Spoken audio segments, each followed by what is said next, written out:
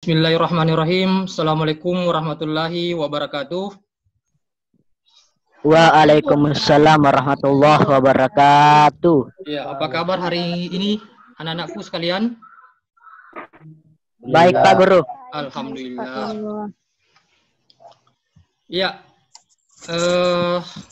sebelum kita memasuki pembelajaran hari ini, Bapak harap semoga hari ini kita masih dalam keadaan sehat, masih dalam keadaan bugar, dan masih dalam lindungan Allah Subhanahu wa Ta'ala. Amin. Amin. Ya, tolong satu orang untuk memimpin doa sebelum kita memulai pelajaran. Saya Pak. Ya, silakan Andi Murtada pimpin doanya. Bismillahirrahmanirrahim. Raditu billahi rabban wa bil islami dinan wa bi muhammadin nabiyyan wa rasulan. Rabbi sidni ilman warzuqni fahman. Amin ya rabbal alamin. Sebelumnya Bapak akan mengabsen dulu. Kita masih tetap pada menulis teks eksplanasi. Menulis teks eksplanasi. Adapun kompetensi dasar hari ini anak-anakku adalah hari ini kita harus menganalisis struktur dan kebahasaan teks eksplanasi. Hari ini kita harus menelaah struktur teks eksplanasi.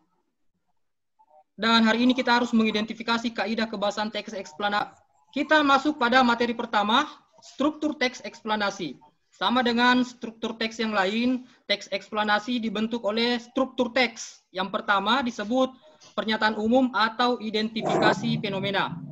Ya, identifikasi fenomena yaitu kegiatan mencari tahu atau mengidentifikasi sesuatu, baik itu fenomena alam, sosial, budaya, atau fenomena-fenomena yang lain.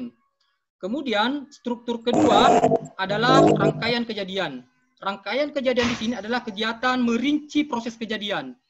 Terbagi atas dua, apakah kejadian itu disusun secara kronologi atau urutan waktu, ataukah kejadian itu disusun secara kausalitas atau sebab akibat.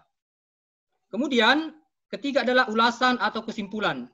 Jadi ulasan berisi kesimpulan. Biasanya struktur ini berada di bagian akhir teks. Ya, inilah bagan-bagannya dari struktur teks eksplanasi.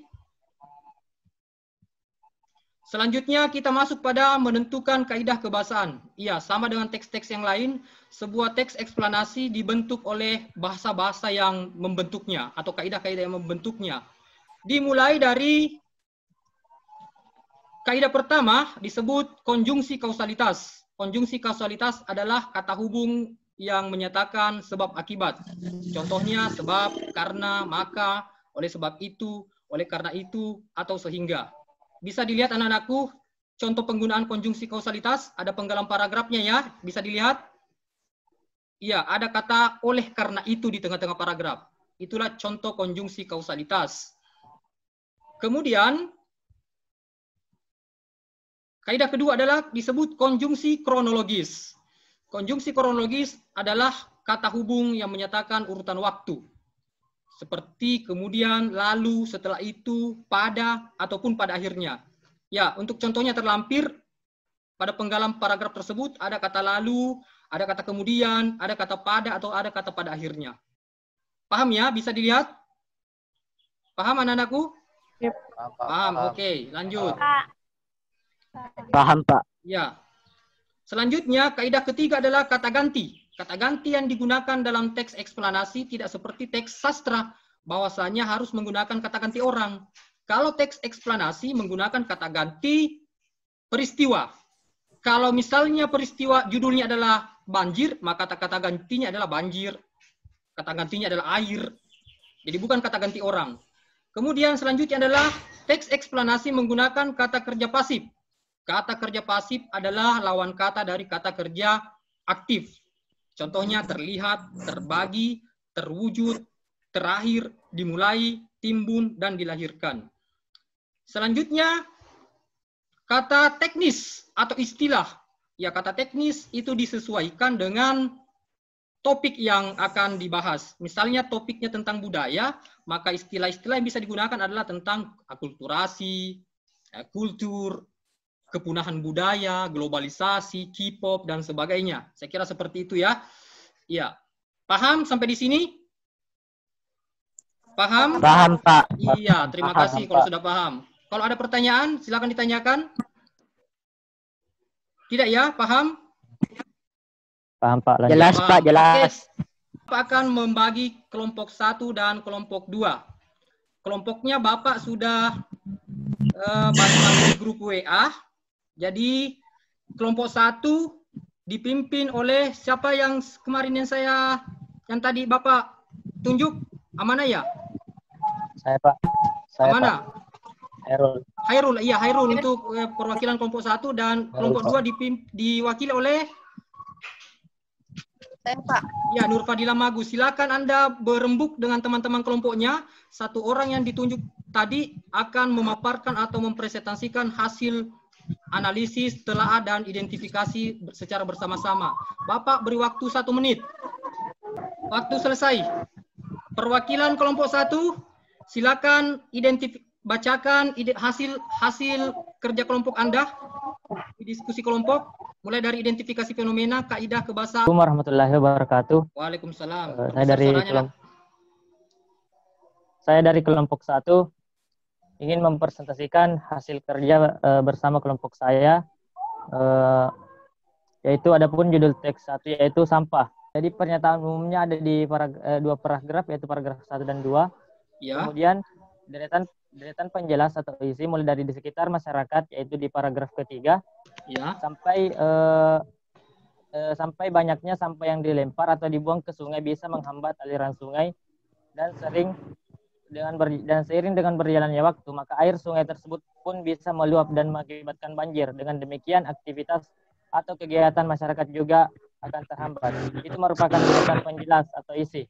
Nah, kemudian di paragraf selanjutnya itu merupakan penutup yang menandakan bahwa apabila kamu terbiasa membuang sampah sembarangan, maka bisa menimbulkan dampak yang amat merugikan. Bapak akan menunjuk satu orang untuk menyimpulkan. Pak. Iya, Nur Amanah, silakan.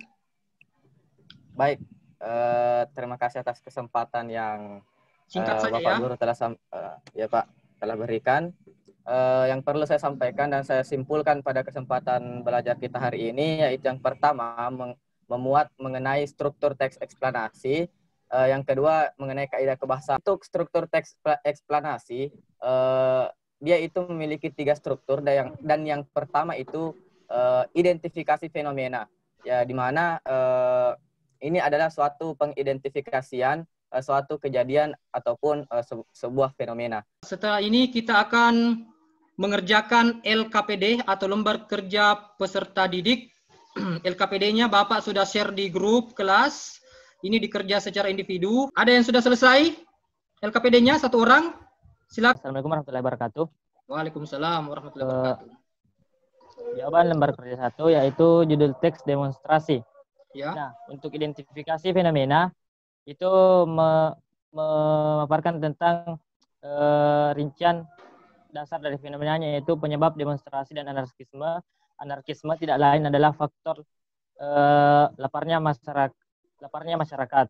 Nah, untuk proses kejadian dimulai dari rakyat Malaysia dan Brunei yang adem-adem lantaran kesejahteraan terpenuhi. Maka demonstrasi di negara-negara itu ya jarang terjadi. Yang lain silakan nanti LKPD-nya dilanjutkan dan dikumpul di grup WA kelas ya. Sebelum kita mengakhiri pelajaran, silakan satu orang untuk memimpin doa. Silakan Andi Murtada pimpin doa mengakhiri pelajaran. Bismillahirrahmanirrahim. Alhamdulillahirabbil alamin wassalatu wassalamu ala asrofil anbiya'i wal mursalin wa ala alihi washabbihi rasulillahi ajmain. Allahumma inni as'aluka ilman nafi'an wa rizqan thayyiban wa amalan mutakabbalan. Rabbana atina fid dunya hasanah wa fil akhirati hasanah wa qina azabannar. Walhamdulillahirabbil alamin. Wassalamualaikum warahmatullahi wabarakatuh. Anak-anakku, sebelum kita bubar dari pelajaran hari ini, Bapak akan memberikan evaluasi berbentuk soal-soal uraian yang nanti akan di-share di grup kelas masing-masing. Silakan anak-anakku kerja evaluasi tersebut dan dikumpul di grup WA. Paham semua ya? Seperti itu. Terima kasih. Silakan meninggalkan ruangan virtual ini. Assalamualaikum warahmatullahi wabarakatuh.